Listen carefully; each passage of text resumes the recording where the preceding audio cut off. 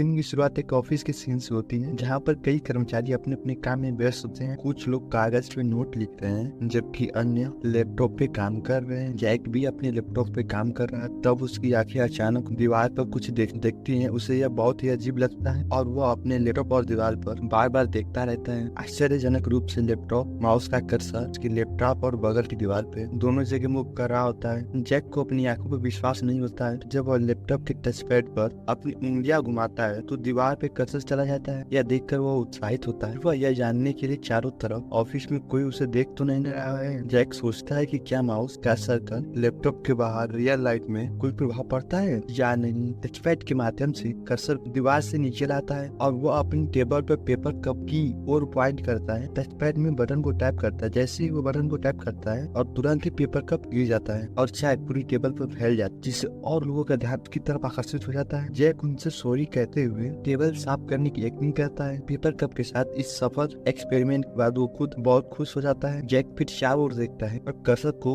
और अच्छे से कंफर्म करने के लिए कोई चीज ढूंढता है। वो अपने मेज पर एक लेटर रखा हुआ है और एरो को लेटर की ऊपर ले जाता है। जैसे ही वह उसे अक्षर की तरफ ले जाता है एरो टाइपिंग कर्सर में बदल जाता है। लेटर जैक के काम पर आने के लिए जुर्माना काटने के बारे में। जैक उस पर कर्सर क्लिक करता है और पुराने वर्ड्स को हटाता है और नया वर्ड्स लिखता है कि उसका बॉस चमन चूतिया है और अपनी सैलरी बढ़ाने के लिए कहता है। ऐसा करने के बाद वो लेटर को अपने हाथ में लेता है और मुस्कुराने लगता है। ऑफिस में अपने इस एक्सपेरिमेंट के बाद जैक अपने हाथ में लैपटॉप के साथ बाहर निकलता है। जैसे ही वो हॉल से गुजरा उसने देखा कि बगल के कमरे में एक लड़का काम कर रहे जो कि बहुत खूबसूरत और उसके कमरे के सामने कुर्सी रख के उसे देखने लगता है। फिर वो लैपटॉप से काम करने का नाटक करता है लेकिन चुपके से उसकी तरफ देखने लगता है। जैक धीरे धीरे कर्सर को लैपटॉप से बाहर लड़की के कैमरे की तरफ उसकी टेबल पर ले जाता है और लड़की जब पेपर देखने के लिए मुड़ती है तो जैक की नजर उसकी स्कर्ट पर पड़ती है। हालांकि जैक कर्सर को लड़की की ड्रेस में भेज देता है और पैड पर क्लिक करता है। तो जब ये ऐसा करता है तो महिला दंग रह जाती है। वो नीचे कुछ महसूस करती है और धीरे धीरे सांस लेती है। ठरकी जैक माउस पैड पे रख करके स्क्रॉल करना शुरू कर देता है और लड़की के रिएक्शन की तरफ देखता है। लड़की जोर सांस लेने लगती है और अपने शरीर पर से कंट्रोल खो देती है। वो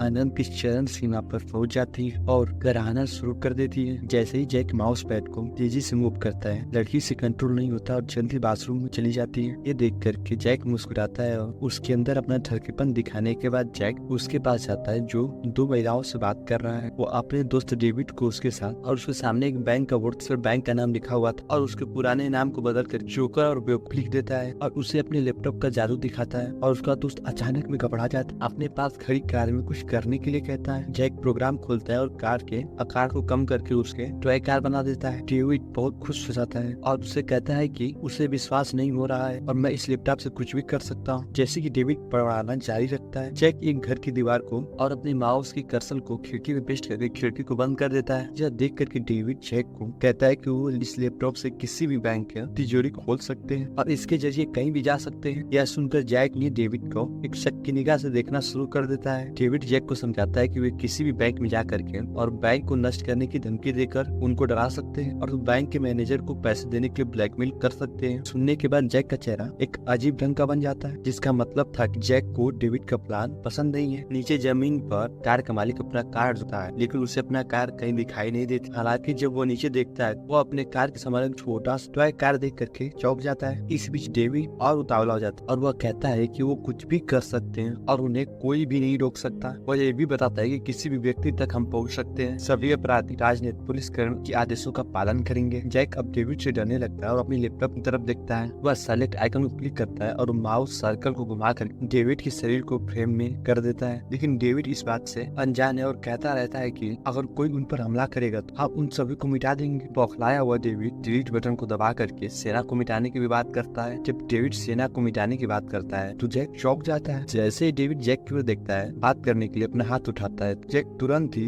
लैपटॉप में कंट्रोल एक्स बटन दाबता है जो कि चुने गए ऑब्जेक्ट को काटने का काम करता है। जैसे वो ऐसा करता है तो डेविड का हाथ कर्सर के सेलेक्टेड एरिया से बाहर कट जाता है और शरीर से बाहर होने की वजह से ये शरीर से अलग हो जाता है और डेविड बिना पलक झपकाए अपनी इस घटना को देखता रहता है और वह हाथ नीचे खड़ी एक कार की तरफ होता है और उसमें से खून निकल रहा होता है। यह देख कर के लोग तुरंत कार के आसपास इकट्ठा हो जाते हैं और कटे हुए हाथ को देख कर घबराने लगते हैं। वे लोग पुलिस और एम्बुलेंस को कॉल करते हैं। जैसे ही जैक छत से नीचे देखता है अचानक लोग उसे देखते हैं और कहते हैं कि ये सब जैक ने किया है। वे लोग उसे खूनी कहने लगते हैं और पुलिस को बुलाने की धमकी देने लगते हैं। वे बार बार उस छत से नीचे आने के लिए कहते हैं। लोगों के चिल्लाने की आवाज सुनकर के जैक घबरा गया। वो अपना लैपटॉप पकड़ता है और प्रोग्राम खोलता है और जैक नीचे देखता है और लोगों की भीड़ की सहित पूरी एरिया को सेलेक्ट करता है। जैसी भी उसे चिल्लाती है वो तुरंत एक कट कमांड दबाता है। कार, हाथ और सभी लोग वहाँ से गायब हो जाते हैं। डेविड यह देखकर खुद हैरान हो जाता है। वो अपना लैपटॉप बंद करता है और मैसेज करता है उसने क्या किया है। वहाँ पर इतना बड़ा कहर बरसाने के बाद जैक लैपटॉप को साथ लेकर के आगे बढ़ने लगता है। जैसे वो आगे बढ़ता है तो पीछे देखता रहता है। कुछ ही दूर बाद एक कार आती है। जैक अपना हाथ दिखाता है और गाड़ी रोकने के लिए कहता है। जैक ड्राइवर से कहता है कि वो जल्द से जल्द शहर से बाहर जाना चाहता है। ड्राइवर ने उससे मना कर दिया और उसे बताया कि वहाँ पे ट्रैफिक बहुत खराब है। जैक उससे विनती करता है और कहता है कि तुम्हें जितने भी पैसे चाहिए मैं तुम्हें दूंगा, लेकिन ड्राइवर उस पागल समझ के वहाँ से चला जाता है। इसी ड्राइवर आगे बढ़ता है। जैक अपना लैपटॉप पेन कर, लेकिन जैसे ही कार उसके नजरों से दूर होती है वो अपने लैपटॉप को बंद कर देता है। आखिरी सीन में जैक आगे बढ़ता रहता है और एक बड़ी बिल्डिंग के सामने जाकर खड़ा हो जाता है। जब वह इधर उधर देखता है तो उसे पता चलता है बिल्डिंग की दीवार पर एक बड़ा सा। जैक डर जाता है और पता करने के लिए चारों तरफ देखता है। जैसे वो आगे बढ़ने की कोशिश करता है वह सड़क पर